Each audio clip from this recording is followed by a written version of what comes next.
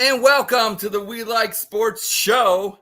I'm your host, Ed in Columbus. Got my guys, maybe Peyton Vince. I know him as CJ. You will too by the end of the show. And my man Casey in Orlando. What's up, guys? Happy 4th of July. Tell me something what's going on right now. Casey, I saw you at the pool earlier today. What were you doing? I see you got a new hat, got a Guardians hat. I did. So this is a brand new hat. I got this from a Guardians game where I was up home last time in, what was it, June, I think. I got this hat, $45, so very expensive, but brand new hat. That was at the pool before I got here. I got back about 10 minutes ago, just in time for the We Like Sports Show. So I'm ready to rock and roll. Maybe Peyton Vince changed his name. It was possibly Peyton Vince last week. So now he's maybe Peyton Vince. All right, yeah, now I'm ready for 4th of July. I have the same hat. I can go get it if you want. Oh, wow. That's hot stuff. CJ, I know you're up in Cleveland. What's going on up there? We're getting ready. Hawaiian shirt giveaway tonight at the Guards game. Going for 3 in a row. That's what I'm ready for. I want the update from Ed here on how was the Columbus Clippers game that he covered a few days ago. Oh, great. I'm glad that you asked about that. So I got credentialed to go. I know everybody. So check the footage out on YouTube. Casey put some stuff together. And I did my first interview with Johan Camargo, former Major League player, actually won the World Series with the Braves. And it was funny because, I was there, I was nervous and everything. And he's warming up, doing batting practice. And he walks around the cage and he's swinging his bat and everything. And he nails his bat against the steel post along the cage, and all the teammates are laughing. He's having a good time, and I look over at him, he looks over at me, and made that eye contact, and I started laughing, and I thought, this is my guy. And I looked at, he was number 20. I'm like, because I really, in Toledo Mud Hens, sorry I didn't do as much homework. We got boots on the ground in Toledo Mud Hens. Yeah, Toledo Mud Hens. Sorry. So I look him up, and I saw who he was, and he kind of interested me, former Major League experience and everything. And so I said, Johan, I yelled over at him. I said, can you do me a solid? Do me a solid. And guy was so nice and everything. So check out that footage on the We Like Sports Show on YouTube. Casey put up that footage. It's about a 3-minute interview. And I asked him questions about food. He's from Panama. He's plays third base. And actually, you know what? I want to say to him, he's welcome, because he went 2 for 4 that night. And I think it had everything to do with being interviewed by me. No doubt about that. No doubt in my mind. But you know what? Do you guys hear that? I hear that. Oh, it's time for Breakhead News. That's right. This is Ed in Columbus with your We Like Sports Show. Breaking news. The Cleveland Cavaliers wasted no time as free agency tipped off in the NBA by making a number of moves. I guess they like what the Browns do, and that's to become paper champs. Also, the Cleveland Guardians and Minnesota Twins continue to lead the AL Central with sub-500 records. If no one wants the division, maybe they should just give it to the Oakland A's. I hear they're moving closer to the Central. And finally, happy 4th of July to everyone out there. May you have a blast. Just don't have a Jason Pierre-Paul kind of blast. And this is Ed in Columbus with your We Like Sports Show. Breaking news. And don't come after me, people. It's just a joke. Be safe with your fireworks out there in all honesty and everything. May you have a blast in all possible ways and everything like that. But Ed, have you ever shot fireworks before? You know what? My neighbors do. I've never actually set them off because I like to keep my digits. I like my digits. What about you, CJ? Have you? Yeah. I used to, 1 year, as I've gotten older and drank more, it makes it just more fun and a little danger to the game of it all. But we're 10 fingers here too, Ed. Don't worry. I can count. 1, 2, 3. Okay, there's that. All right. I don't want any Jeff Hardy either lighting yourself on fire, going through the pyro. I don't want you going to any Goldberg either and going through, with sparklers. I don't need that. No, we do not. But we're hoping to have straight from Tony Khan. Yeah. Well, we're hoping to have on somebody from the Bay Area, Gabriel Hernandez. Hopefully will join us pretty soon. But until then, I guess we can talk a little. Let's hit on the NFL real quick. There's some stories that came out. I mean, Ryan Mallett passed away tragically. That was kind of sad. I remember the 2011 Sugar Bowl that didn't happen. If you're a Buckeye fan, that game got vacated due to some improprieties that Terrell Pryor and folks got. But first SEC win for the Buckeyes. I'll always remember that one. I'll remember Ryan Mallett playing good in that game, and it's unfortunate that he passed away. Also, too, Travis Kelce came out and said that he's underpaid. He doesn't always feel appreciated when it comes to his dollar value. So I was going to, go around the horn. Casey, name a time and place that you feel underappreciated because besides maybe every day that the alarm clock goes off. Yeah, I was going to say, on the We Like Sports show, I feel undervalued. No? Okay, fair enough. CJ, when do you feel go ahead, CJ. Yeah. Every day. I mean, right now I'm feeling pretty valued sitting at home getting them t-shirt checks, but once I gotta go correct. back, And you got to hang out with Ed today, so what else? It's back to feeling undervalued come probably August 14th. Once you start school again. Yeah, once you go back. Well, do you think he's undervalued? What do you think he should make, Travis Kelce? Because he's a tight end, right? But he's a receiver. Yeah. It reminds me of like that the Jimmy Graham argument. When Jimmy Graham was going to franchise, he wanted to get franchise as a receiver. He wanted receiver money. Kelce should probably be getting receiver money. I'm gonna look at how much he makes. I was doing the same thing. But 5 years, 46. I mean, he's probably underpaid. He's the number one target on a Super Bowl winning team. It's like you view it in fantasy drafts, right? You want to take a guy who stands above the rest of the people, who gets the differential in points, right? So with Travis Kelce, he's one of the only dudes you're taking in the top of the first round, thinking of first round tight ends that you would take him and Kittle, but Kittle doesn't have the quarterback. Well, right? I think he clears Kittle though in terms of being a receiver. Kittle's a better blocker and stuff. But when you think of Kelce, you think of him as a pass catcher, I think, first and foremost. Part of that's him being in the Chiefs. Correct. And you're hitting his cap. It's not, like this season, it's 14 mil. Yeah, 14, 15, 19 is the next 3 years. I do think he's undervalued because, again, you have that guy who leaps and bounds ahead of the field, right, when it comes to tight ends. So I think that it's AAV. I'm going to throw out a few receivers that make more money than him. That's what I was going to say. Cortland Sutton, Hunter Renfrow, Christian Kirk, Deontay Johnson, Amari Cooper. I mean, those are guys I'm not taking before I take Travis Kelce. Yeah, I agree with you. Where would you, if Kelce was viewed as a receiver, where would you put him at? Top 10? I'm going to go through. Yeah, probably top 10. That's what I'm saying. So you got top 10 wide receivers. Justin Jefferson, I would take ahead. Tyreek Hill, Devontae Adams, Jamar Chase, Diggs, Cooper Kupp, A.J. Brown. I mean, CeeDee Lamb. You're hitting. That's I would think top 10. An interesting conversation. Yeah, I think he's like and if he's not, he's probably like top 14. But you compare. You look at those dudes you said that are getting paid what he's getting paid. They're not. Yeah, no, they're not putting up his numbers. Yeah, so I think that he's undervalued. I think he's the Eddie Columbus of the NFL. I would definitely agree. I have the one ring. It's not from Super Bowls or anything like that. Class ring. It's still valuable out there, and I don't know what my wife would say, but maybe I'm a little bit underappreciated as well. But, 17 yards, 3rd in catches. Yep, I was gonna say I just pulled up receiving, and he has 3rd in catches. Austin Eckler's 5th in catches. So he's 19 catches at 20 yards or more. They just, he's undervalued. You know what surprises me here looking at this from last year is the fact that Amari Cooper is number 12 in receiving yards. Amon St. Brown's 11 and Terry McLaurin's 10. You wouldn't think. I think if you asked the top 10 receiving yards, you wouldn't have said Amari Cooper. Or top 12, sorry. You would have said Amari Cooper. No, yeah, Amari Cooper outgained some. Amari Cooper, Chase was hurt, but. That's not last year with I wouldn't have been said it. And Brandon Ayuk had over 1,000 yards last year, which I'm shocked about looking at it. I'm looking at undervalued. There's a guy that sits in my head undervalued. I see him in the bottom half of this receiving list. That's Michael Pittman. Amon-Ra St. Brown's another guy. I think Michael Pittman might be the most undervalued receiver in the NFL. Dude has Scary Terry.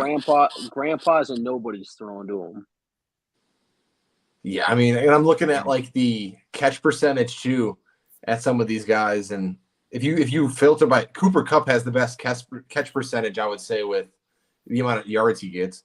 So I don't know, but I would say he's underpaid. But like I said, it's tough because you have to reset the market, right? And you're gonna have one dude that's so high up. And he's like in a different market, being a tight end.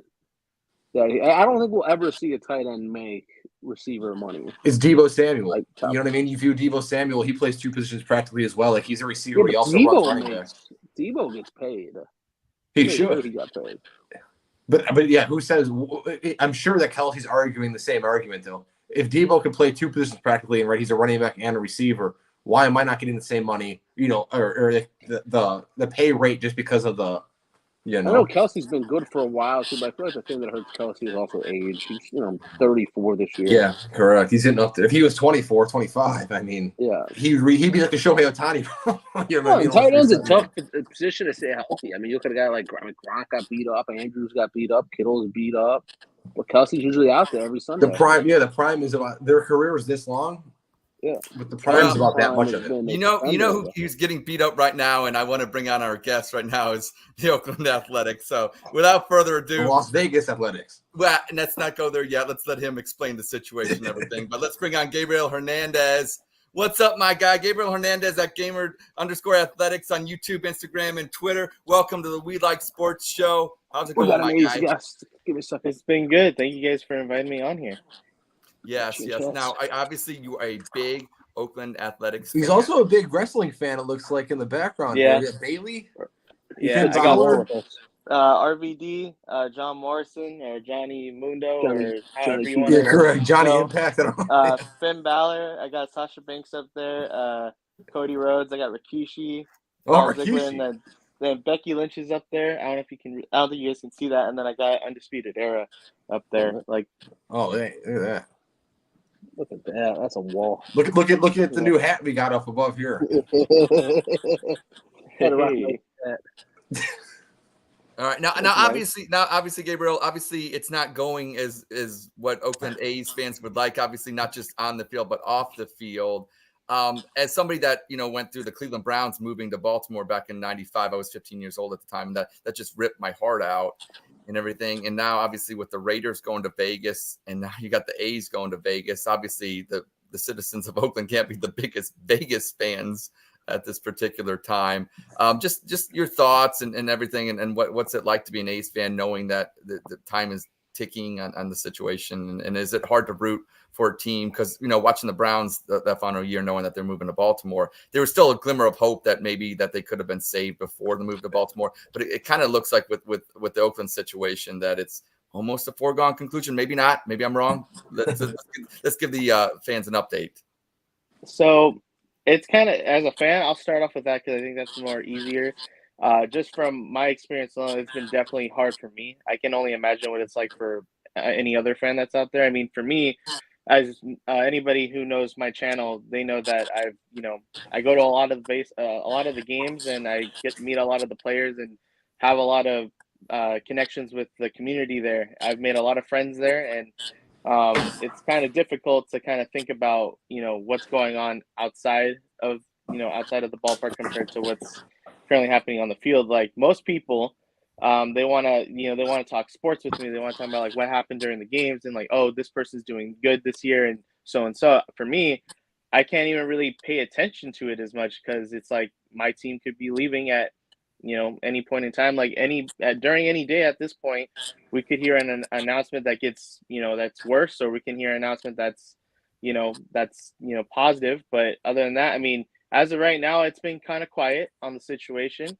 Last thing we kind of really heard was around June 13th-ish, which was they got the funding for the ballpark, and then they said that they were gonna go into the submitting a relocation fee, or like the relocation application, should I say, and they have to go through all this stuff. And as of right now, at least from what I'm aware of, from what I've been told, is they haven't even applied for it yet. And a lot of people have been saying that it's been a done deal, and then once they submit it, it's going to be it's going to be done. My question is that if they're so confident it's done, why haven't they done it? If they already have the votes, why haven't they done it? And so it's like, the time clock they've been running on is it's been, I think, January 15th of 2024, because for those who don't know, the A's were kicked out of the revenue sharing program, and if they don't have a stadium deal in place, then they are officially cut off from it for good. So they're running off of that time schedule, and so they have all this time to figure out this ballpark situation. So, and whether it's good news or bad news for Oakland, I feel like there is going to be some type of news answered within the next couple months, or at least within this year, Because if they don't have one, like I said, they're going to be cut off from that deal, and it's going to be pretty bad on them. What do you think, as an A's fan? I mean, what do you think the best case scenario is, right? Like, what are you hoping for the best case for you, right, as an A's fan? Yeah. I mean, the best case scenario, which is, I think most people would like to say it's the most unlikely, is for simply John Fisher to just sell this team. I mean, we're hoping for a lot of things. I mean, there's, maybe there's some MLB owners out there who, see the situation and see how bad, this is making Major League Baseball and also them. And, maybe they're just like, this is kind of a dumb move, regardless if Las Vegas is what their prize is in the end. Like, this is kind of a dumb move to take away, like, what, you saw the reverse boycott and what it did. I mean, Were you there? taking all that away from us. I was there. How was it? How was the atmosphere and everything? Talk about that. Talk about that Yeah. and what was going on and everything. It was honestly one of the best games I've ever been to. If I'm being truthfully honest, it's because, I mean, mind you, I've been to the American League Division Series in Game 2 in 2013 with the A's and the Tigers with Stephen Vogt walking it off, and I've also been to a playoff game where there was like over 50,000 people there for the wild card game in 2019, in which they ended up losing to the Rays. But even then, like, this atmosphere was it felt so different, and I kind of just got goosebumps just even thinking about it right now. But the thing is that we came together with an idea. Like, there was a gentleman named Stu. I forget his last name, but his name is Stu. He came up with the idea back when the season first started, and they were saying we should do a reverse boycott where nobody showed up, and then we're just going to come together on one game. And we had trouble. They had trouble deciding a day, but they decided a random Tuesday night, which was, ironic that a couple weeks beforehand I made a video titled like the lowest attended crowd since 1979, which only had about barely 2,000 people in attendance. And my video skyrocketed. It's one of my it is my highest viewed video. It's got over 200,000 views, and a lot of attention kind of went onto my channel. So this was like around the perfect time to kind of promote all this stuff. And, everyone started to get attention of it and started to see the importance of it. But that whole day, it just felt different. It felt like a playoff game. It felt more of a playoff atmosphere. And, the stadium wasn't even fully filled to what the capacity could have been. But it still was an amazing turnout, which was 27,000. I honestly think there was more people there than what the number was actually counted for, because from what I've heard is that they actually stopped scanning tickets because there were so many people trying to get into the game. Also, there was a concert next door, and a lot of the parking spaces were filled out, and it was like I forget what kind of like artist it was, but it was one of those artists that it's kind of like the Swifties, the Taylor Swifts. They come out and they just they stay there Come out overnight. in bunches, I mean, yeah, correct. yeah. So It's a they party. were already, It's a party, all-day party. I mean, literally around 3:30, like the parking lot looked like it was full already, and that was just because of the concert itself. Like, I'm pretty sure the concert didn't start until later on that night, but it was pretty insane, and just the feel it felt like we were just all one that night, and it was just an unbelievable experience for me, and it's honestly like in my top 5 experiences of going to that ballpark. Yeah, it's comparable. I feel like to when the Cavs made the playoffs, and the Indians at the time made the playoffs too, and made the World Series and the finals in 2016. It's like kind of feels like you're united. You know what I mean? When the city all comes together for that one event, it feels like you're, like I said, all together at one, which is great. What do you think is the biggest problem? I mean, because you're there, we don't really know. We talk about it frequently. I'm not sure if Ed's told you, but we cover your division pretty closely. We've adopted the AL West. We've adopted it, and randomly, yes. Yeah, with the race, it's caught our eye, I guess you could say. But what do you think the problem was with the Oakland Coliseum and not getting, fans in the seats? And what do you think they could have? I mean, you said some of the team was one of the options, but when did this start happening where it kind of went downhill and you kind of started losing that, having 2,000 fans in the stadium, the seats 100 times, almost more than that, it seems like. When did that start happening? What do you think the problem is with you guys losing that kind of interest in asses and seats per se? it honestly it just comes down to a lot of things. I mean, for one, for a casual fan, I understand why nobody would really want to go to the game. And for one, as a casual fan, the stadium has something to do with it. I mean, the Coliseum, as much as I love it to death, it's always going to be my favorite place to watch a game, no matter what anybody says. It's one of the best atmospheres I've been to or been in, and being able to go onto that field multiple times and just standing on it, and just it's one of the best fields out there. But I just think that the Coliseum, if you compare it to any other stadium out there, it's not the place that anybody really wants to be in. It's the best example I can say is you look at Oracle Park across the bay. I mean, it's got a lot of state of the art things in there. They got it just they make it look clean. They take care of it, and you look at the Coliseum, and they haven't even tried to renovate it in any case. I mean, yes, they did add some luxury seats in there, which I've sat in multiple times. It's just, other than that, it's like putting lipstick on a pig, and they haven't even tried to even do a lot of the maintenance. I mean, I know I could be wrong on this one, but I'm pretty sure it sounds correct. Is Dodger Stadium? They, I believe they took out the whole lower half, and they rebuilt it. Here, I understand with the Raiders being here, they couldn't really do that. But now that they were gone, I mean, you could have done something to at least renovate it just a tiny bit to where, it makes it look neat. But if you go to the stadium, you see there's a bunch of metal combined with concrete, and that metal's starting to rust, and it just doesn't look right. And I mean, I've sat next to the bullpen area, you're right in front, and there's spider webs, there's cobwebs all over those seats. You go, it's like, they don't even try to clean it up or anything like that. It's like the Coliseum in Rome. It sounds like you're. Yeah, but I mean, you go to the. Oh, I'm sorry. I want to kick back at that a little bit with the economics. Obviously, I know across the bay in San Francisco, it's much more expensive and everything. And in Oakland, the Bay Bridge and everything, it's a little bit, obviously more like I wouldn't say poor city, but over the years it's gotten that way. It's starting with the prices in San Francisco being so high. Oakland's actually benefiting from it. In the last 5 to 10 years, now people are moving back to Oakland because they're getting more space for their money. And I think Oakland's actually going to have a revitalization. That's why I think it's so sad about this whole Oakland A's situation is you got an area that obviously took its hard times, but I think it finally hit rock bottom. Now it's on its way back up. And on the way back up, now you're going to be losing. Obviously, you lost the Raiders, and hopefully you don't. But it's scheduled to be losing the A's. I think that's what makes the situation the most sad. And also another thing too with the Oakland Alameda Coliseum, is going to old Cleveland Municipal Stadium with the Indians. I loved it, and then they moved obviously into beautiful Jacobs Field. But I would think with the Oakland A's and the fan base, because they love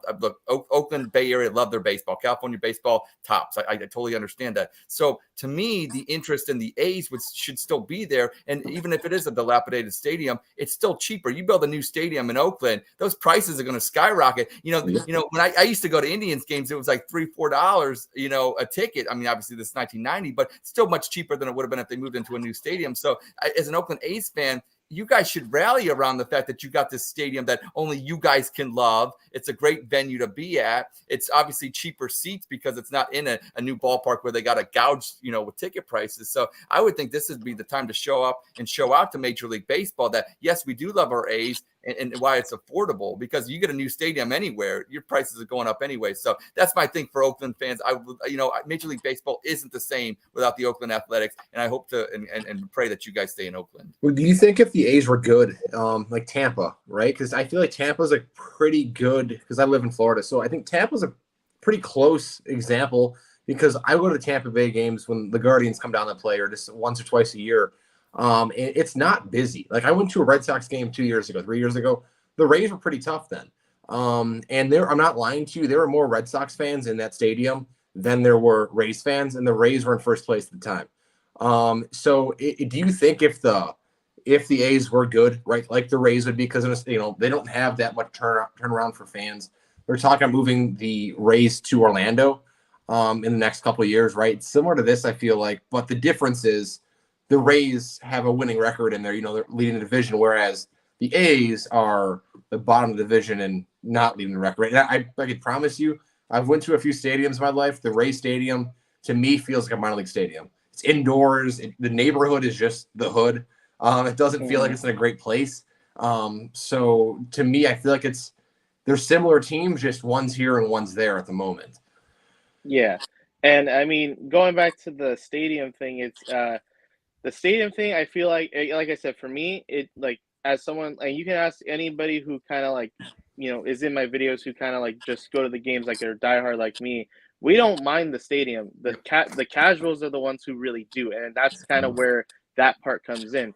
As for the team wise, people will show up if you have a good team. The problem here is that most A's fans out here, and I can tell you this because I've honestly have seen this. Like, I have family members, I have friends, I've seen people who went to games, but now they kind of don't. And the reason being is just we can't buy a jersey without knowing if our, the team is going to, keep their players long term. I mean, you can look at the All-Star game right now.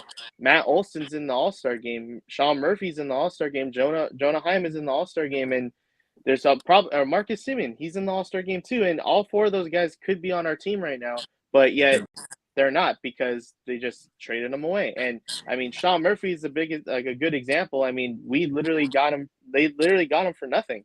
The Braves traded really nothing really to get Sean Murphy. And now look at him. He's an all-star. And it's just like, it's a little bit unfair to kind of like, again, like with some people out there, they try to blame us for not showing up. And it's not only just the stadium aspect, but just being able to cheer on a player or get connected to a player before they're just we see them gone. I mean, like right now, it's like I'm worried about Ramon Laureano possibly even being traded because I have a home run ball, and this is just me. This is just my situation. I have a home run ball that I caught from Ramon earlier this season, and I've been trying my hardest to try to get him to sign it because there is a chance that he could be gone. And that's like, I can't even buy a jersey to wear it because that's almost like what, $150. Well, if you're watching the show, sign his ball out there. That's what I get that. So. It's like it's $150 jersey, and I only get to wear it for what, like a month, less than a month, because at the trade deadline they're gonna trade him. And throughout this whole entire thing, I mean, 2014, we, the A's had, 6 to 7 All-Stars in the All-Star game. That year later, they traded all 7 of them. It's like, how can a fan, I mean, for me, it's like, it's kind of just like the cycles keep going, but you can only push a fan so many times before they kind of just lose their interest. And it's like, what's the point if my team is not even trying to win, why should I show up? And I mean, 2014 going into 2015, they sucked. 2016, they sucked. 2017, they started to figure out some things, but they still sucked. 2018, they put it together and they made it to the wild card game. They lose to the Yankees. And mind you, when they go into 2019, they come out with a season ticket package called A's Access. And for those who, obviously, as an A's fan, I know what this is. For you guys out there, I don't know if you guys know what it is, but it's a season ticket package. They just call it a little bit different. It's called A's Access. And there's 3 perks that they always pushed it every time they explained it. It was 50% off food and drinks. That includes alcoholic drinks. You get $10 parking, and you get 25% off merch and other stuff like that, right? And that includes for like authenticated stuff, so like baseballs and I think jerseys and other stuff in that store. You get 25% off. They ran that from 2019 or 2018-ish going into 2019, and then the pandemic happened. And then they go into 2021. Everybody comes back, and they shut that down. Nobody, like there's no season tickets at all. There's no season ticket plan, nothing. They go into 2022. They bring back season tickets, and all those benefits I just mentioned to you are gone, except for the merchandise. It goes from 25 to 20. And mind you, that A's Access plan that I had about. It was 24 games that I got to choose, and it was for $456. 24 games, $456 with all those perks, right? And not only that, but I got a lanyard, and that lanyard, I can go access the game without having to buy a ticket. So if I didn't have a ticket for the game, that little credential was my ticket. And then not only that, but I found out later on in the season that the little credential is also on my phone, and that credential on my phone is different from the one that's on my physical credential, which means I could have brought all 3 of you guys to the game. Oh, free. Casey, we should have won, Casey. So, Hold on. so it's like if I bought a ticket and I had, all this stuff, I could have got you guys in. I want to without pet no the problem. possum. I want to pet the possum that's in the press box. That you guys And so now you fast forward to 2021, the same tickets that I had, they're $840. Mind you, they just trade after I pay this, right? They trade Matt Olson, Matt Chapman, and Chris Bassett, and everybody else. And they have the nerve to give me a free suite with no food included or anything, just a simple suite. And I still have it in my closet over here, a Matt Olson replica jersey, which they said on the thing, it didn't state whether it was going to be an actual jersey or an a replica giveaway. And they gave me literally a giveaway jersey, like the ones that you would get at the stadium. And I never even got to wear it because he's gone. He's gone. Sounds like they're playing the move. That's what it sounds Yeah, like. I was gonna say it seems like that the ownership and just they have been trying to move for a while now, and they're just trying. And they don't to really create. care about keeping fans in Oakland. Yeah, that's what it seems like to me from the third party perspective here.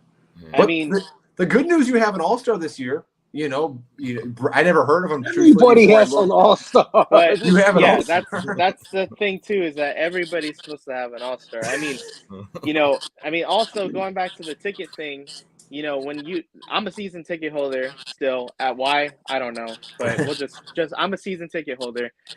With what I just told you, right? 24 games.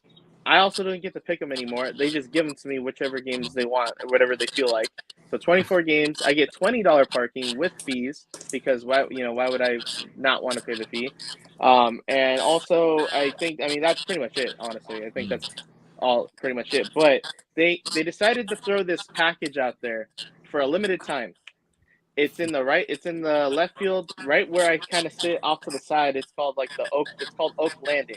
And in there it's a standing room only thing, and you get to go to basically half a season whenever you want, as long as you text them saying, "Hey, I'm going to go to the game."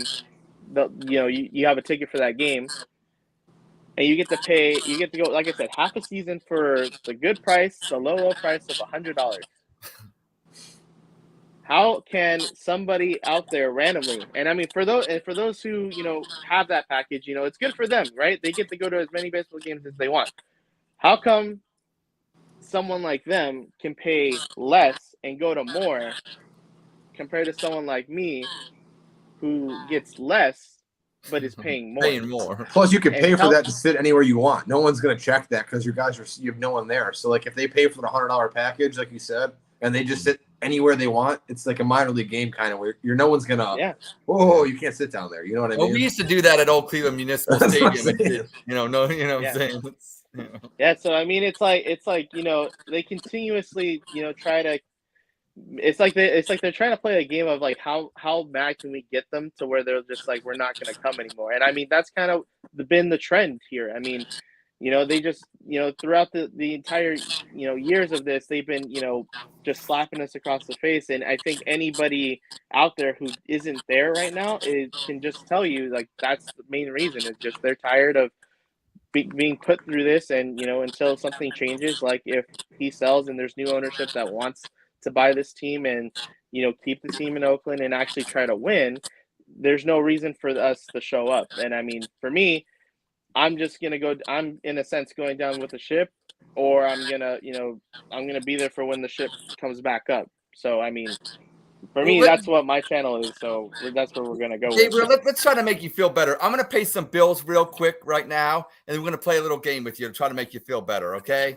Because I mean, obviously you've gone through a lot, but Casey's got the guns out, so let's pay some bills right now. I mean, do you need a pre-workout? Obviously, Casey's showing that obviously it does work. We Like Sports show and Titan Nutrition have teamed up, so head over to titannutrition.net. / We Like Sports to get 10% off your order. You can obviously see the results. Look at Casey right there. Go the gun show going out today. And I also, couldn't tell. When I squinted, I couldn't tell if I was Hulk Hogan or myself. In that. I know. Well, that's right. It's And like a also, young Randy Savage. ooh, yeah. Ooh, yeah. And obviously, let's give some love to the Snooze You Lose podcast, Uncle Joe, the Black Bookie. Yesterday, he said that the Halos, the Angels, would avoid the sweep from the Diamondbacks. They got the 5-2 victory. So head on over. Snooze You Lose pick of the week. He's making sports entertainment much more fun. So shout out to the Uncle Joe, the Black Bookie. And Gabriel, let's go. Let's play have some fun. I love the Bay Area. So obviously I'm a little older. I'm 43 years old. So, I loved Oakland A's because of the Bash brothers, McGuire and Canseco. I remember the 1989 World Series. I remember Game 2, watching it. There was a thing called an earthquake that happened. I remember watching that. I was 9 years old.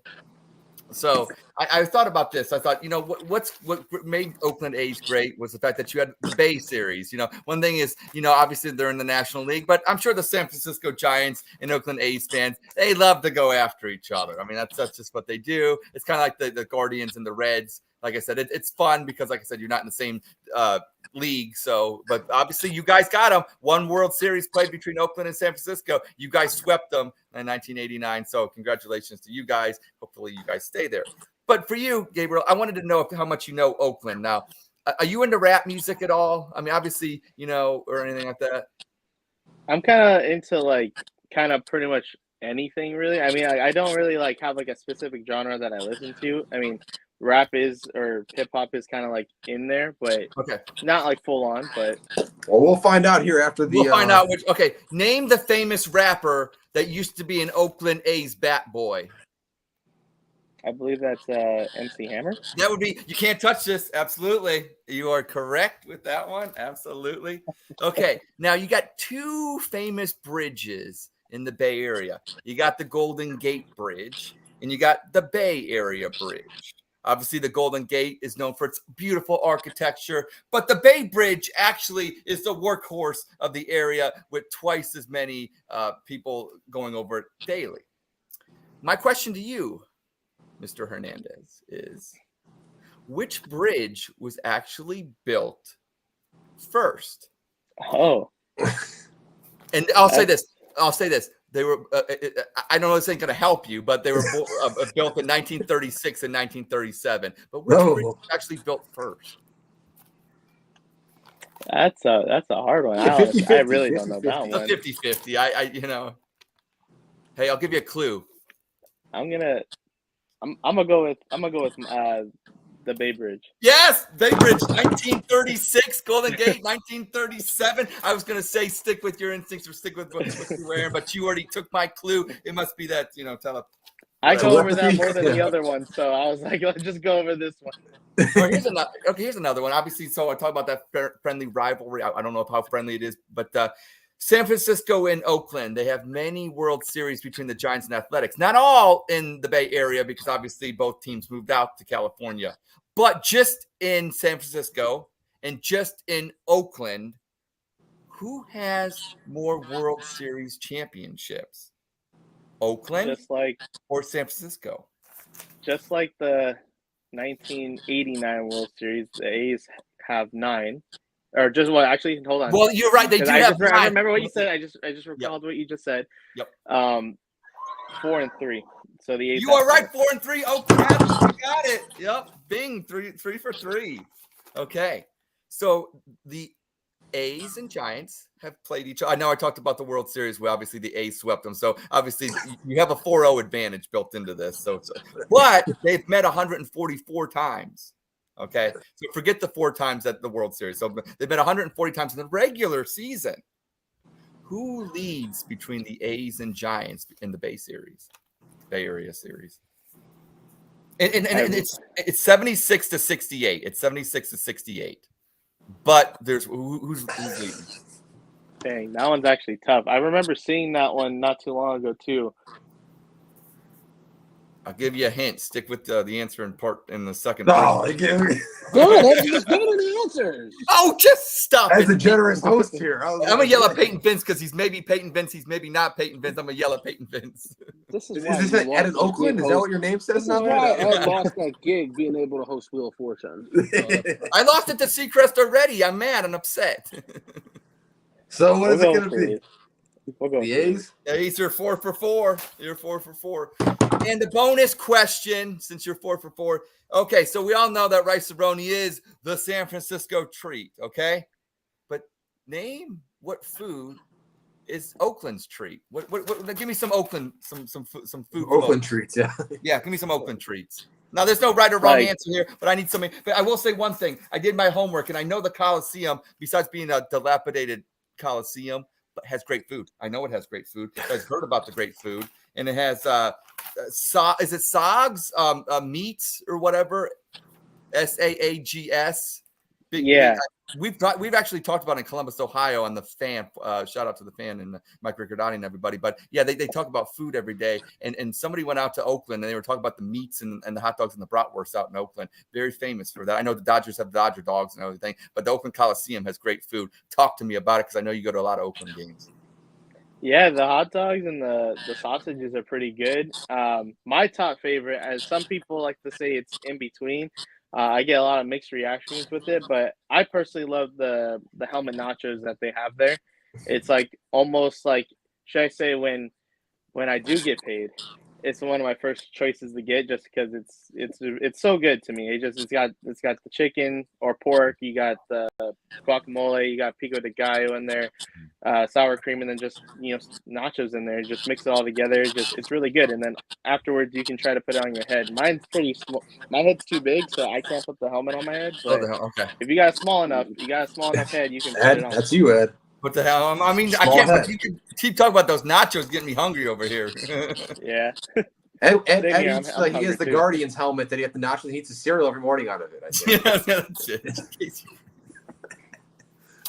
Casey, what happened to you last time you mentioned Anthony Bennett? You got removed from the show, right? I can keep naming it.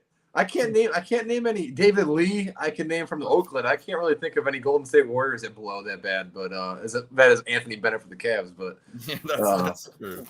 are you a football fan at all or no? Honestly, it might be like the weirdest thing to hear, but I'm actually not a football fan, nor am I a basketball fan or any other sport. It just baseball. This is it. So, Well, I usually That's ask whoever's the guest. My question usually is whatever franchise quarterback you guys have at the time, do you think he's the answer? But if you're not a football fan, I won't ask for. Well, you know what? Oakland versus Las We Vegas. don't really have a quarterback in Vegas. Yeah, well, we'll stick to baseball because I got some baseball topics, and I just want everybody to know that Sandy Leon is back on the Guardians. Casey, celebrate with us. No way, he's not back on the Guardians. He's back. He signed a deal with so he's with the Clippers, I believe. No So way. I just want to, Casey, you got to be excited. I'm looking this CJ up right now. You're CJ right. Oh my goodness, gracious, you're correct. The love that Casey has for Sandy Leon. What would you compare that to, CJ? Because I mean, it's something special. What the fuck? Sandy Leon. If you're curious, he has a tattoo of a hazelnut tree on his right forearm, according to Google. I see, but I cannot believe Sandy Leon's back with the Guardians. Jesus Do Christ. you know anything about Sandy Leon over in Oakland or no? He's played on the Rangers this year, so I'm not sure if you're aware, but That is Casey's crazy. crush. Right there. oh wow. That is crazy. I cannot believe that. That's the third time he's been back with us. Okay. Well, so Money. let's talk about Ohtani because obviously I don't think the A's are going to be signing him.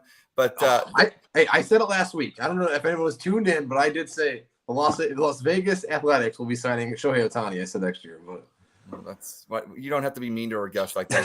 He's in an emotional state right now. Casey, as we've gone through it as Browns fans, I don't know why you got to be so disrespectful. Gabe, I feel bad. I feel bad that he's doing this to you. kick me again. I might have to. But what are your shots on Ohtani and everything? I mean, you obviously he's down the coast from you guys a little bit, but obviously in the same division and everything. When he comes up to bat against Oakland, is it like a foregone conclusion that he's going to at least hit one home run in a game, or how does that work? Yeah, I mean, for me personally, I was there when he debuted in Oakland. So like, it's probably not a surprise to anybody me saying that because I go to a lot of the games. But me being there and seeing him, like, I recorded his first at bat like through my lens, and I have it cemented in history. And I mean, seeing him, come here to Oakland and just do what he does is, I'm not even mad, honestly. Like most likely, like you said, most likely he's going to do something, and I'm excited to see what he does every single time. I think everybody has that appreciation for it. It's not even like, it's like, oh, that's our rival. It's like, that's just one of the best baseball players to ever grace the game. And he's doing it every single time he steps up to the plate or the mound. CJ, now Ohtani is obviously a great hitter and a great pitcher. Are there two things that you're great at? No, I don't know. No. I like Ohtani. I wanted to ask him though. I've been thinking about this sitting here. We're talking about the Browns and whatnot. If the A's, or it feels like when the A's leave for Vegas, MLB is talking about expansion. Do you think Oakland's got a shot to be a part of that? If there's a new stadium. Yeah, and like get the A's back, or do you think once the A's are gone, the A's are done? Like there's no shot more at baseball in Oakland again. Like Seattle. Like I honestly us think when we lost the Browns. Yeah. I honestly think that once it, like, if this does go through with them leaving to Las Vegas, I think that pretty much Oakland's kind of done. I mean, it would be cool to see like I guess like a, expansion team. It would also, to me, I feel like it would be kind of weird. Just it's kind of like, why couldn't it just have been the other way around? Like if you guys were going to Why do doesn't that, Vegas get the expansion team?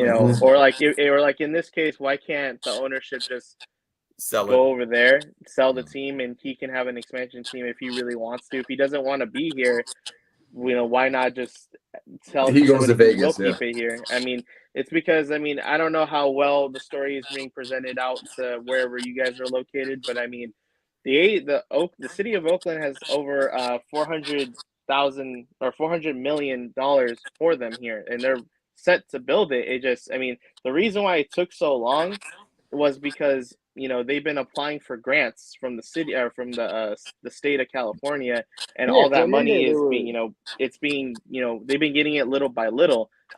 Not too long ago they got a little bit of money. I think it was like 30 million from the state for like using it on like the transportation stuff around here, and which is what they were going to use for the stadium. And I mean, if anything, right now, from the looks of it, they're actually they're about to give them more money than Las Vegas is giving them, and there's still money coming on the way. I heard. No, I did hear that. I did hear that. It just, that's kind of what stalled it, and it's kind of amazing to me because it's like, again, like you guys are gonna leave 55 acres, and you guys were gonna own your own site, and all this development you guys were gonna have that you guys were gonna own essentially, you're gonna leave that for Las Vegas, which you have a 9-acre stadium, and it's the same size as that pond or that little water fountain in Las Vegas. It's the same exact size of it. Oh, like the Bellagio pond or whatever. Yeah. Yeah, it's literally the same size of that. And you don't even they're not going to own the site. They're leasing the site, which is the same issue of what they would have here, because the whole issue was with the Raiders here. They were like, we want to own our house or whatever. We want to own the land. And, they couldn't do that. Did the Raiders move into Vegas kind of push? Like, was that like? Did it feel like the other shoe was gonna drop with the A's, with the Raiders leaving? So I'm not really. So for me, I wasn't really like too into like how the Raiders deal was or how their situation happened compared to ours. All I know is that from what it sounds like to me is, the Raiders kind of did want to stay here. They did want to build something. The thing that stopped them was the A's. The A's sat there on a lease which lasted for 10 years, and because of it, it couldn't get them a new deal, and they didn't want to do this deal that was called Coliseum City, which would have rebuilt the whole area, which would have had a football stadium, a baseball stadium, and I believe a renovated version of, or even a Oracle new Arena stadium of Oracle Arena. And so they told them no. And I'm assuming there's no other place you can really build a stadium in Oakland here. I mean, at least not from what I know of a football stadium. So that's the only site they could have really done it on. And in a sense, they just said, forget it. Like, there's no other choice. We got it. We're just going to take our team and go. here it's like you had, everyone says that, the Oakland had over like so many years to build them a new stadium. But in reality, I feel like, the A's have been just like how I believe it was Casey that said it was, they've been trying to move out of here for years. I mean, they tried to go to San Jose, they try to go to Fremont. And I mean, all that time they wasted doing all that instead of trying to just find a solution here, they wasted up until 2017, 2018-ish to figure out that part in Oakland. And they were on a good track to get it done. And from what I was hearing, which was they were about like I believe $80 to $90 million away from actually getting the project done to where they can go on to the next. Casey should have just gave him the money. Casey, that's and pocket it's change. just, and it's kind of annoying to see that. It's like, you guys, like, especially when it's coming from someone like a billionaire, he couldn't finish it. He couldn't just be like, what, I get it, but I really want the stadium here. And it goes back to like, did he even really want to build it here? And if he did, I'm pretty sure he could have just did it. I mean, you look at Joe Lacob. Joe Lacob financed Chase Center without a problem, without asking for any public money. And, look at how he's, making the Warriors look like. I mean, he still has, from what I've heard, the Warriors. Yeah, we're as Cleveland fans, we don't like the Warriors. Sorry about that. Well, it's like I brought up earlier, about the Las Vegas A's, so it's just paid back at me. I get you. But yeah, I mean, it to me, I know a lot of people are gonna, claim, they're already Las Vegas or they're pretty much gone, and I get it. I mean, I understand it. It's, it does look like they're gone. I'm not saying they're. I'm not gonna. Were you still root for the A's? Were you still root for the A's? That part, I can't really determine that yet. What do you think you do? What do you? Because there was never no Baltimore Browns. Like, that's the one thing. Like if they moved to Oakland, but or Vegas, and they changed their name to Vegas, whatever, and maybe there's a chance that you got another team. But once they would go to Las Vegas and become the Las Vegas A's, like the Raiders, it kind of kills it. Like the fact that there was never a Baltimore Browns made it a lot easier for the situation. It's like the Rams too. Yeah. St. Louis Rams. Yeah, I mean, I don't know. For me, I want to kind of, how I said earlier, I kind of want to ride this situation out and see where it goes. I mean, just because I am one of those people who have like the very quick reactions, and when they raised the ticket price in 2019 or 2021, should I say, I was kind of pissed, and I kind of just, tweeted out and said, I'm canceling my season tickets. But after thinking about it, I was like, I want to go. I want to, if they do, because of the pretty much the ballpark talks of them staying here, I was like, I think I want to do this. I want to stay here, and I want to stay a season ticket holder and see if they actually get this done. And that's kind of why I decided, that's why I'm going to keep paying it and just keep going. I want to be the first one in the stadium. When it came to, them announcing the full, like they're focusing on Las Vegas, I did tweet out, saying that I wasn't going to go to any of the trips that I was going to. I had trips to Dodger Stadium, all this other stuff. I canceled some of it. And halfway through, right now, I can't show it to you because I have stuff blocking it, but I currently have a lot of my A stuff like piled up in a little bag. And my girlfriend kind of stopped me from like doing something next because I don't know what I would have done. But, thanks to her, like she just told me to wait it out and see what happens. And, because I did, I was able to, I'm still going to the games, and a lot of fans were, telling me to still do the videos. And that's kind of why I pushed to still where I'm at to, keep going.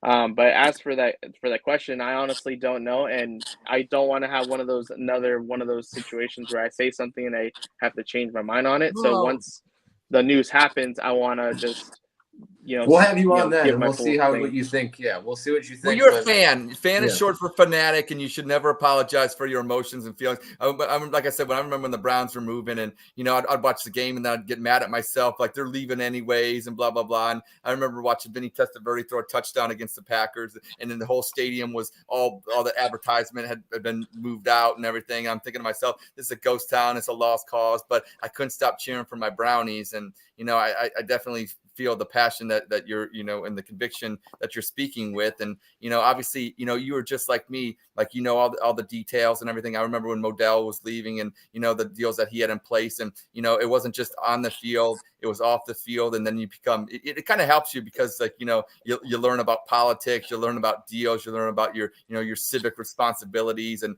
everything. And I think that's always a good thing growing up. I just hope that something good happens with the Oakland situation, because that city, like I said, I think it's on the rise, and with the Raiders moving out, and Oakland to me is baseball. Like the Oakland, the Bash Brothers, MC Hammer. Look at the teams in the 70, 72, 73, 74, back-to-back champions with Catfish Hunter and all them. Like you think of the Oakland Athletics, and that's just synonymous with baseball. And I think Major League Baseball would be missing out if they didn't have a franchise in Oakland named the Oakland Athletics. And hey, man, people say that about the fans, though. Yeah. Rob Manfred, if you're watching the show, Rob Manfred, do the right thing. Keep a team in Oakland. There's not a trash can near me, but he's about as useful as a trash can is, Rob Manfred. I think Manfred wants the A's gone. I just think he's out of. I think he's out of touch. I think he's out of touch. Vegas, though.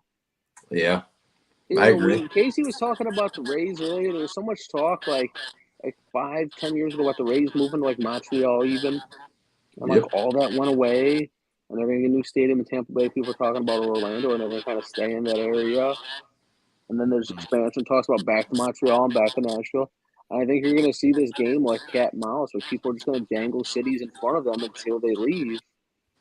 But I'll say one thing. I think Oakland is kind of like Cleveland. Cleveland gets a knock because obviously some of the attendance, is not. It's been getting better lately. But I bet you if you look at the TV broadcast and everything, I bet you the Oakland A's are up there. Maybe not all the fans go to the game, but Oakland's such a they're very passionate about the Oakland A's. And I bet you when it comes to merchandise, and I bet you when it comes to actual people watching the games on TV, I bet you they're pretty high up there. And I have a prime example with Cleveland is my dad.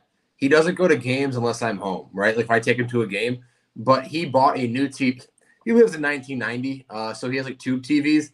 When I was home before the season started, he bought a new TV, a smart TV, a 75-inch, just for the reason that they would like, Bally Sports was up in the air. Yeah. They were going to streaming the Guardians games and the Cavs games. So he bought a smart TV just for the sole reason of the chance of the Guardians and Bally Sports being shut down, of them having to stream somewhere except for on cable. So Casey's dad had one of the last TVs with the fucking big box in the back. CJ knows. That's what I'm saying. So he got a new TV, a 75-inch, just for the sole reason in case that happens. So that is a prime. He doesn't go to games ever unless I take him, but he watches every game of the Cavs and the Guardians. And like I said, I think like you said too, it's a lot more television than in person per se. Well, I think it's time that we pivot a little bit. You can't not talk about wrestling when you have a guest with all those pictures behind them. Let's like I tell all the guests that come on, and Casey and CJ already know that I am part of the bloodline, and we are the ones. Go. Yeah, we are. Got you. Much money. Yeah, we're the ones. We got to talk a little Money in the Bank and talk about where that storyline is going. Jey Uso pinning Roman Reigns after 3.5 years. He was the last person to pin, or first person to pin Roman Reigns. I think 2013 or something, I believe. I heard rumor is that he might actually be facing him at SummerSlam. So what are your thoughts about Money in the Bank, a little WWE action? And also, too, that streak's very impressive. Is it like an Undertaker WrestleMania kind of streak thing that Roman Reigns has going on? Just want to throw some things out there, whatever sticks, whatever you want to take. And we'll start with you, Gabriel. Go ahead and talk about Money in the Bank, talk about wrestling, talk about anything you want to talk about, but it's got to be in the ring. Let's go, brother. I think Money in the Bank was pretty cool. I didn't get to watch it when it was live, so I had to rewatch it in its full entirety because I was going to a game and then I had a birthday graduation afterwards. And it was like 2 and 3 in the afternoon or something too. Or at 3. Yeah, or over here it was at 12, so I got it right when the game was about to start. But it was cool overall. It was a great show. I watched the Roman match. I thought that whole thing was great, and I honestly thought it was going to end kind of how it usually ends, where it's like, ref gets knocked out, Roman pins, and, somehow he just wins. But I'm quite surprised they let him get pinned. But I guess it's, it's all for, storytelling in that. It's just, some people are they have different opinions on it. For me, from what I've seen from everybody, it's kind of like, it builds into it's showing that in a way, I want to say Solo is the one that's starting to become like bigger than Roman from the looks of it, and possibly, you know, it's like, you know, Roman's a little bit more scared of what Solo could do compared to, you know, himself, and like it just the Roman Empire is slowly crumbling, just like how Cody Rhodes said before, you know, WrestleMania, which I was there for that, and I was Oh, nice, still nice. still sad that Cody didn't finish the story, Oh. but you know, it was a cool experience hearing the Cody Was the woes whole SoFi State? Was it? I was shocked. I was shocked he didn't finish. Was everybody shocked he didn't finish the story there? When you walking out, was everybody like, I cannot believe this? I'm glad that It he was did not. It was too it predictable was to me. it was actually 50-50, honestly. Oh, Like if I had to say, it was 50-50. Like there was people like who, like me and my dad and everybody else like around my section, who were kind of shocked that, you know, Roman beat Cody, and then there was other people who were just like cheering. Like you could see like a full section, or like even just scattered around, you just see the ones and everything. It was quite insane. Like it was a little bit of a shock factor, but also kind of like a, yeah, let's go. Like I knew it. Like, you know, keep it going. And so it was crazy. It honestly was kind of crazy, and yeah, it was really crazy. I mean, like honestly, SoFi Stadium is like nothing like I've ever been to ever before, and it felt like I was in a whole new world, to be honest. Like seeing, like it just felt like I was in a whole new city, and like I was just like in the air, like in a second story building, when there's just, you know, there's just like cars down below. Like that's kind of how I can really like kind of it. I don't know. It was just, it felt weird being in there in Well, a good so way though. I want CJ to give his take first, because I have a follow up question after this. So I want to see. I don't want to change his topic yet. I want CJ to give his point on here. Yeah, He's a big you know, big Uso Cody fan Rhodes is up my here. I can favorite tell. mid carder. He No, like well, he thought Heath Slater should have had a run. Mania, So to that Mania decision, like all this shit going on with the bloodline and the Usos is cool, but like can't, like Cody didn't need to go, like Roman who beats needed him? belts Okay, for all so this yeah, to my happen. question was Like who beats Cody him? couldn't win the belts at Mania, and like we couldn't go with all this. I think sometimes, you know, you got to go with the obvious choice. I was, you know, I'm 28 years old. I don't usually get too mad at wrestling. You know, it's like my favorite show. You know, don't usually get too mad. But when LA Knight didn't get that briefcase and you saw Damian Priest's stupid hand go up there, I was like, "Are you fucking kidding me?"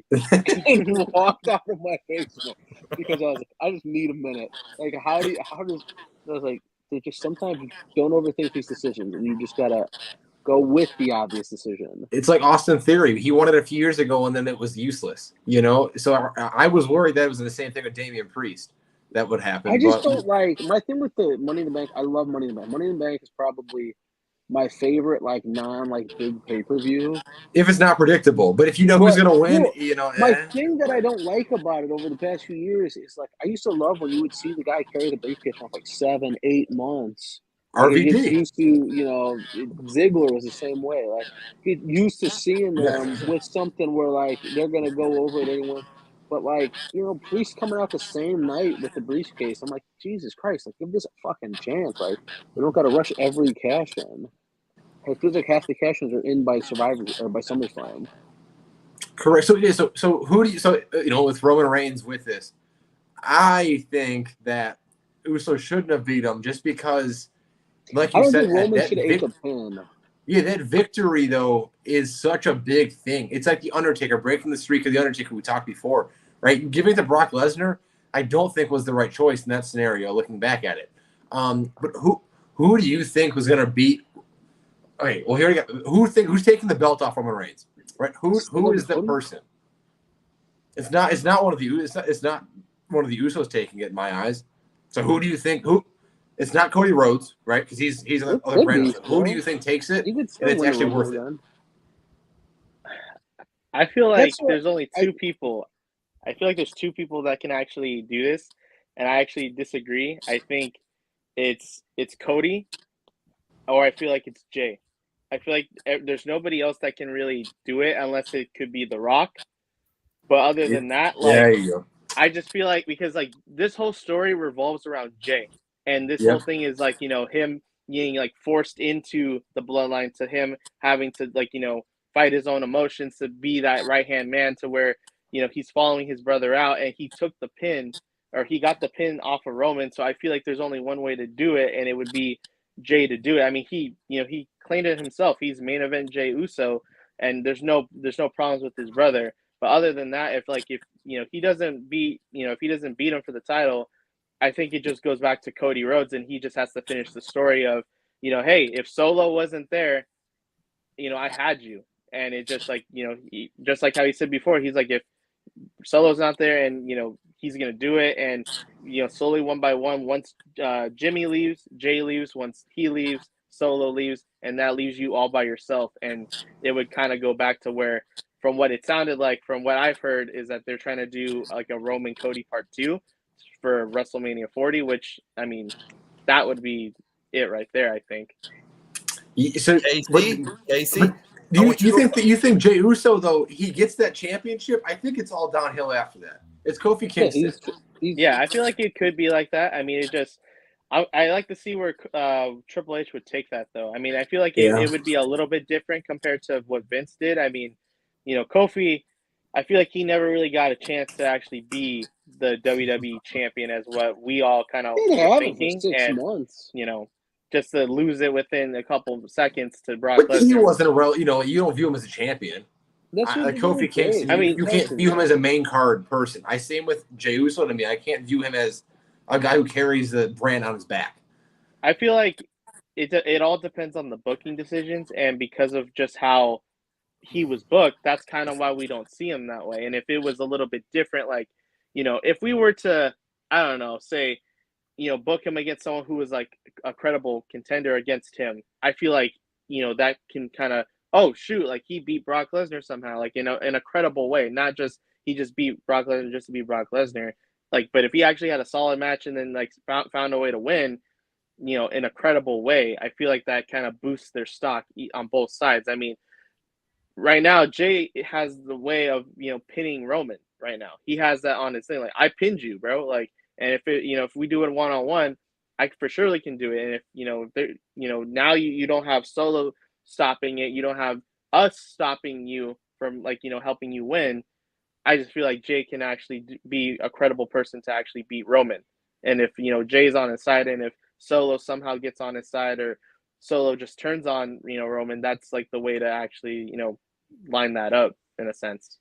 See, I think Casey ran because he didn't ask me, and I think the We I Like had to take a piss. All right, Ed. I had to take a piss. I think the We Like Sports Show audience would love to see an apology from Casey to one Bloodline or myself, because you didn't ask me. And here's the real answer, guys. Here's the correct answer, because I thought about this. And to me, the reason why Roman's been champion for so long is because I don't think Vince thinks there's a guy right now that can hold his jockstrap. Champion.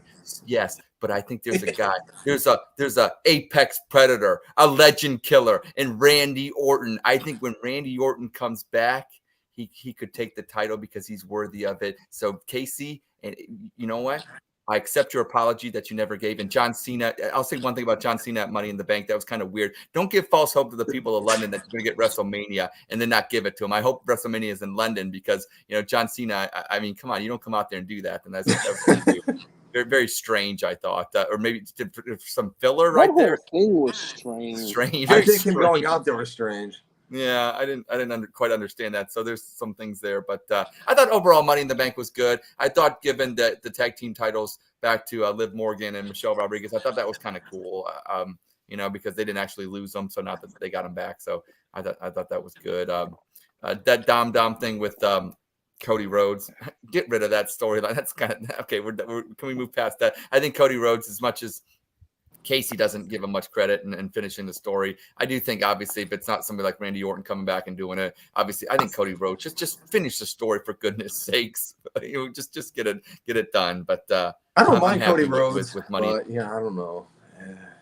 Casey, we know that. I think we've kind of concluded. I got my American Nightmare hat on. What do you mean? What the hell are you talking about? No, that's just an American flag. Okay. What do you mean?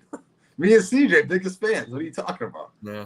It's my favorite meat Carter. I didn't get sent mine, obviously. So the next American thing I got out there is the Guardian. So we'll go with that. But I think we touched on that. But I want to hit one more thing before the show concludes. Okay, so obviously it's 4th of July. It's fireworks. It's food. We got the Nathan's hot dog eating contest tomorrow with Joey Chestnut. Does he repeat as champion. I think he does. I think it's a foregone conclusion. I don't think anybody comes close. But so tell us, going around, we'll start with CJ, maybe Peyton Vince. What are you looking forward to tomorrow, food-wise, and any fireworks or anything? Dude, I fucking love watching those guys eat hot dogs. It is what being an American is all about. It is the greatest athletic accomplishment in the history of. I believe they're athletes as well. I believe for him to go out there and eat 70 hot dogs and buns in sweltering heat. I don't know what the weather's going to be like tomorrow. We might be able to take down a lot more if it's cooler. But how many hot dogs could you eat? How many hot dogs could I eat? 10 minutes. You got 10 minutes. 10 minutes. How many? 10 minutes? I was going to say a $1 dog night is a different story. 10 minutes? I want to say I could eat at least 20 hot dogs. 2 hot dogs. Oh, wow. It seems like we're doing a We Like Sports Show hot dog live stream tomorrow. Putting hot dogs down. We can do a hot dog eating contest. I can eat 20 hot dogs. Casey, what are you eating? I want to do the Meavers Nuggets next year. Okay, the Meavers. Okay, and the Nuggets play the Cavs. Okay, well, I'm not touching 20. CJ might be taking some vitamins before he gets on those 20 hot dogs. I don't know what kind of appetite CJ's got. Eating 20 hot dogs. Might not need vitamins. Might need some medicinal stuff, if you know what I mean. That's what I'm saying. Some vitamins up in Apartment Heights or something. I don't know what he's. You take some good gummies beforehand. I might take down 30 dogs. Okay. I mean, I'm not shit. I was gonna think like 6. I don't even know. 6? I went to a $1 dog night. I ate 20 dogs at a $1 dog We have down in Columbus. We have Dime a Dog night. Dime. No, I know where we're going. We're going on it when I'm home next. Yeah, Dime a dog night. Yeah, we are. That's credentialed.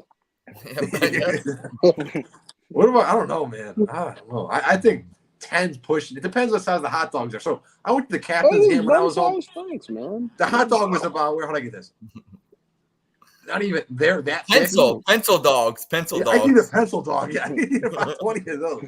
When the bread's the biggest, but I mean, like a normal size hot dog, like this size. I would say I'm not even 20.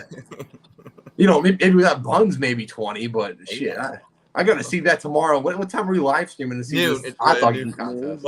We got to buy me some dogs. I had dogs yesterday. Hey, I ate 6 hot dogs yesterday. I just banged them out easy. Yeah. CJ Chestnut over here. Yeah. Gabriel, how many you can eat in 10 minutes? And tell us some of your 4th of July plans. How's the Bay looking? I'm working. If you're curious, I'm working. Or Oakland?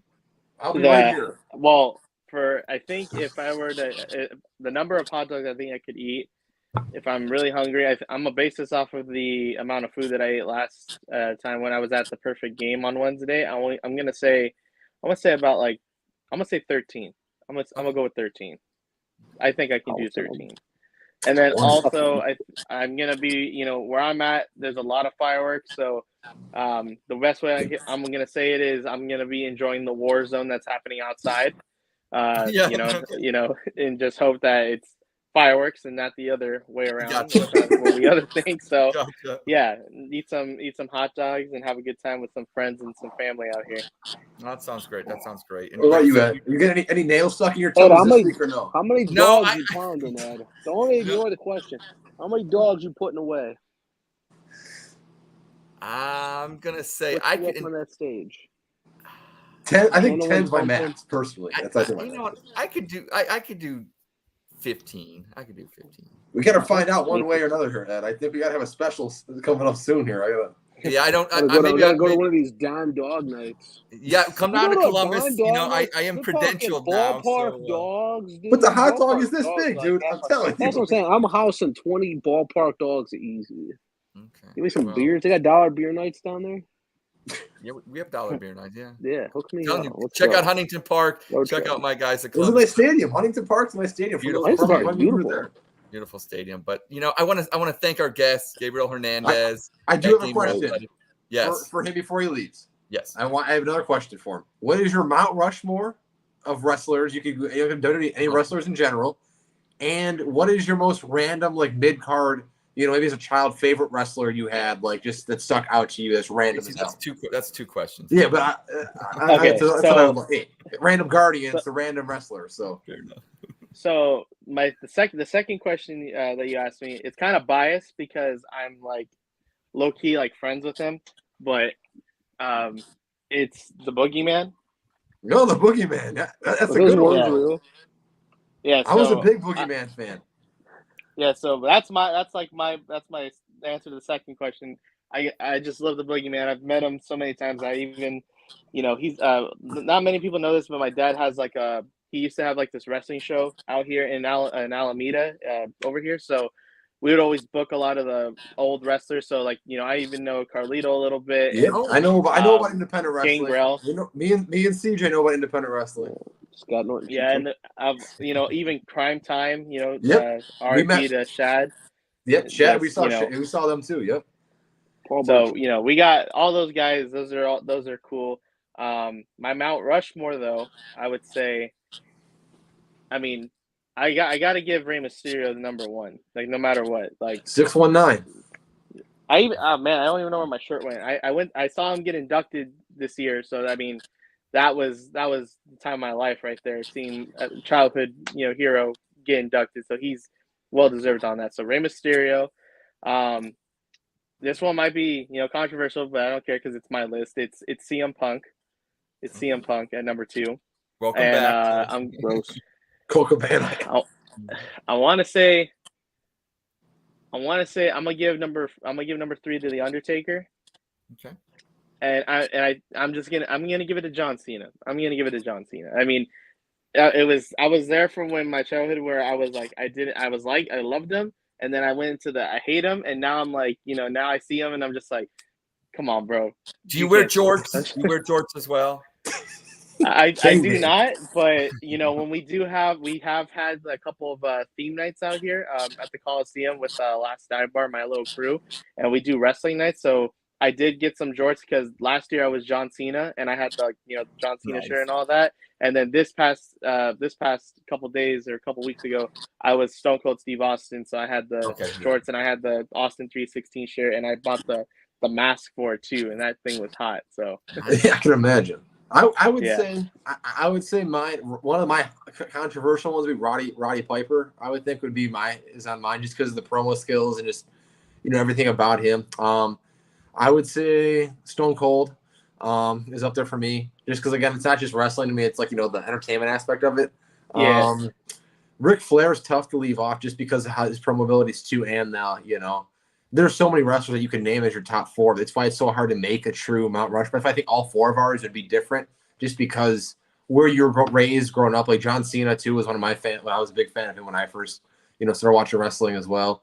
But like I said, I think those 3. And then, like I said, Undertaker's a good case. The Rock's a good case. Cena's a good case. I don't know, man. I would say just Cena as the 4th one, just because of the newer era per se that kind of pushed a lot of those fans that are still fans now per se. How about you, CJ? I mean, you're around the same age as me, but when I look at my top, when I look at Mount Rushmore, I think who are my 4 favorite. that's what I kind of named my from. It's probably Orton, Kurt Angle, Shawn Michaels, AJ Styles. Those are probably my 4 favorite wrestlers. Roman Reigns. No, I like Roman Reigns. Where's the angle? Right there. Yeah. You know what? If you guys, it's ridiculous. If you guys don't put Hulk Hogan in, it's just like this. Oh, he's just not one of my 4 favorites. I know. Correct. When I think of Mount Rushmore, I think of always like the ones that were like setting, like made the sport the sport. Like just like baseball, you would put Babe Ruth. But it's your Mount Rushmore. Well, you know what? CJ, Peyton, Vince. I don't know. One of my guys in my Mount Rushmore. I would have another one, but I can't say his name out loud. Or else the WWE will come get me. Val Venus, I know. Okay, Jesus Christ, dude. I used to fucking love Chris Benoit. The random one I was thinking was Val Venus. Was the random one I was gonna name. Rest in peace. Yeah. But obviously I'm gonna put Hogan. I'm gonna put Stone Cold. I'll put The Rock. And Roman Reigns, I know what you're saying. And Roman Reigns, and Roman Reigns, yeah. Ed was raised on Roman Reigns, so And I, look to the point. I mean, everybody, it is your own Mount Rushmore, personalized one, and I get that, CJ. But you know what? I think that, I want to match you though with your random fact of those wrestlers. I want to give you a story. So I went to Denny's with Super Crazy from the Mexicools. I told them last week, but I didn't tell you. You weren't here last week. And Nunzio from the FBI. I was at a Denny's, and Super Crazy had a neck brace on that was like this, and he could not move his neck. And that was after one of the shows. It was at Denny's in Brook Park, Ohio. That's where I was at. Do you think when he tells the story, Casey says, "I went out to Denny's with Baker Mayfield"? Exactly. Yeah. Bingo, you got it. You thought I was Baker Mayfield, probably too. Yeah. Well, I guess on that note, I just want to say happy 4th of July to everybody. Thanks for tuning in to the We Like Sports show. Check out my guy, Gabriel Hernandez. Tell everybody where they can find you at and everything. You can find me gamer_athletics on all social media platforms. And if you want to check me out and see what it's like being an A's fan throughout this rough time, that sounds awful. come check me out. I mean, also, the perfect game just happened, so if you want to see my reaction to that, you can. I mean, I was there. Yeah, that sounded like a raucous Yankees crowd. Yeah, it was. It definitely was. Okay. Any final? Let's go around the horn. Final thoughts, CJ. Don't call me final thoughts first. In case. Casey, I have another. I gotta get off the camera because I have to ask you a question. The two Guardians fans here a question. I am gonna name this stat, and I want you to name the pitcher that fits this description. Are you ready? Ready. They're currently on the team right now. They are the first pitcher in Cleveland history to achieve the below stats in 4 of his first 12 starts. 7+ Ks and 3 hits or fewer. Which pitcher do you think currently hits that right there? Is it Bybee or Logan Allen? I'm gonna say Bybee. What are you, CJ? Feels like Tanner Bybee. You're correct. It is Bybee. Do you think that he's staying on the team all year? Before we go, what is our starting 5 going into the playoffs? If we made the playoffs. Williams, Bybee, Logan Allen, Bieber, and Savali. McKenzie? No, McKenzie. He's not getting Tommy John. No, but I don't. He's trying. He's avoiding Tommy John. He's gonna start rehabbing. That feels TJ? like 6 guys. I don't know why. Who did you say? Do you think Quantrill's making Williams? it? No, No. Quantrill's not. I think he needs to go to the bullpen now. You're not gonna option down. I think he'll probably run 4. It'll probably be Bieber, Bybee, Williams, Savali. So okay. And I put Logan Allen in as the 5th one. So I just think they're going to put Logan Allen in the pen. That's fair. Fair enough. Rotation. You need a second lefty in that pen that's not Sam Hendricks. Well, great minds think alike. CJ, once again, I think we had the same stuff right there. Well, and I want you to.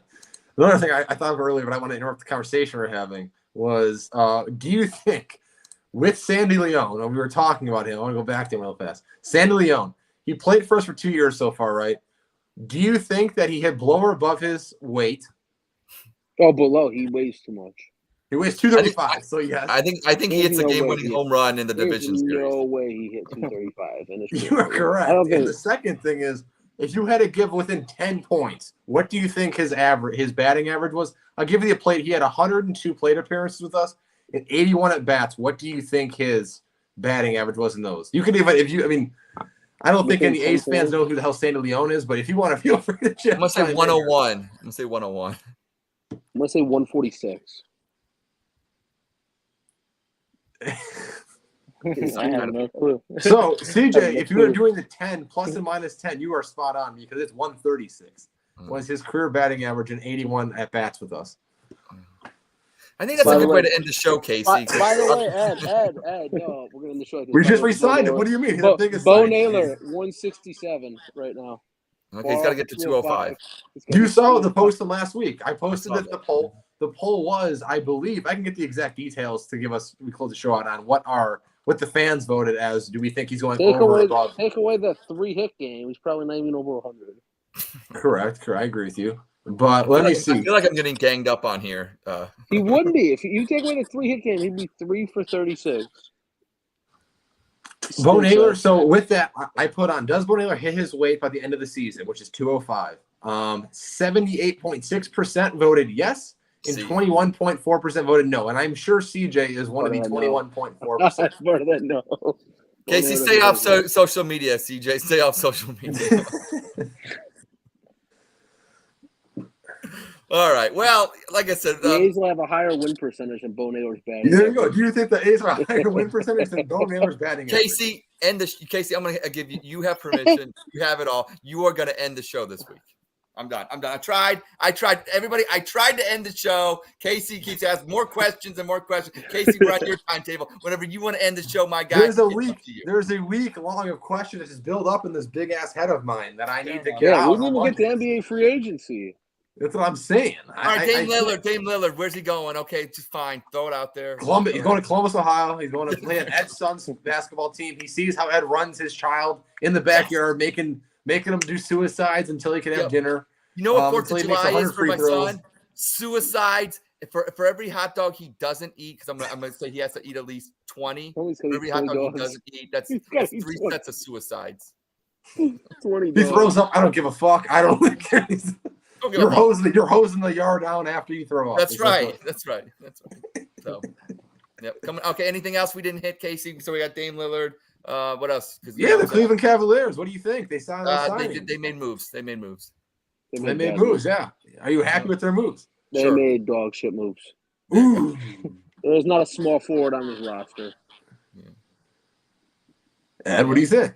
They made dog shit moves. There's not a small forward on the roster. I don't know, man. I think they were good moves.